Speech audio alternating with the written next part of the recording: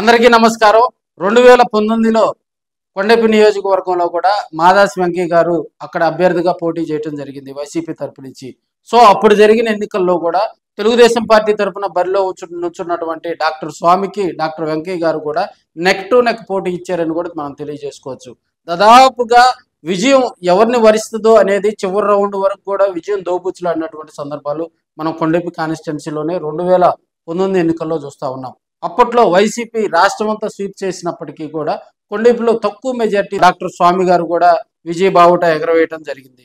So ఇప్పుడున్న పరిస్థితుల్లో కూడా మళ్ళీ వెంకయ్య గారు అక్కడి నుంచి వైసీపీ ఇన్ఛార్జిగా కొన్ని రోజులు పనిచేయడం జరిగింది. తర్వాత జరిగిన పరిస్థితుల దృష్ట్యా కూడా ఆయన్ను పీడీసీసీ బ్యాంక్ చైర్మన్గా నియమిస్తూ కూడా అప్పట్లో వైసీపీ గవర్నమెంట్ ఆయనకు నామినేటెడ్ పదవి కేటాయించడం జరిగింది. ఆయన నామినేటెడ్ పదవి కాలం పూర్తయిన తర్వాత వైసీపీలో కొన్ని కార్యక్రమాల్లో కూడా యాక్టివ్గా పాల్గొంటూ ఉన్నారు.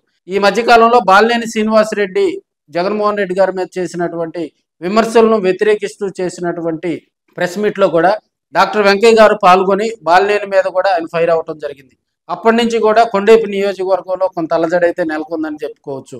ఎందుకంటే అక్కడ ఉన్నటువంటి లోకల్గా ఉన్నటువంటి ఇన్ఛార్జి కార్యక్రమానికి అందుబాటులో లేకపోవటం, డాక్టర్ వెంకయ్య గారు కూడా ఆ కార్యక్రమానికి పాల్గొనడం, అదేవిధంగా బాలినేని శ్రీనివాసరెడ్డి మీద కూడా బాగా వ్యతిరేకిస్తూ ఆయన్ను వక్రీకరిస్తూ ఆయన చేసినటువంటి విమర్శలు మనం ప్రత్యక్షంగా కూడా చూసాం.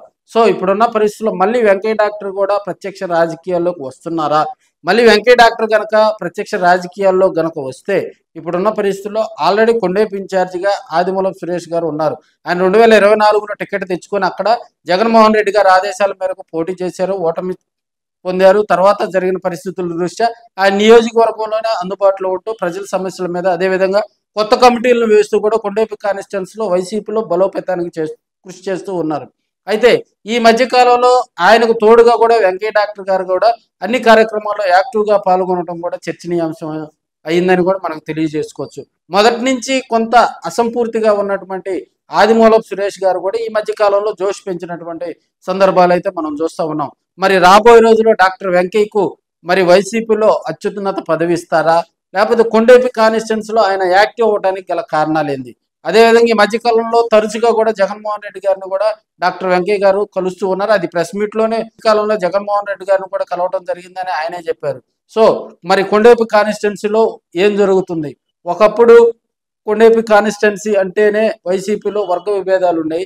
ప్రస్తుతం ఇప్పుడున్న పరిస్థితుల్లో డాక్టర్ వెంకయ్య, ఆదిమూలపు సురేష్ గారు ఇద్దరు కూడా కలిసి ముందుకు వెళ్ళడంతో మరి రాబోయే రోజుల్లో కొండేపి కాన్స్టిట్యున్సీలో ఏం జరుగుతుంది అనేది కూడా కొంత కార్యకర్తల్లో అయితే, అదేవిధంగా వైసీపీ శ్రేణుల్లో అయితే కొంత కలవరం మొదలైందని కూడా మనం తెలియజేసుకోవాలి.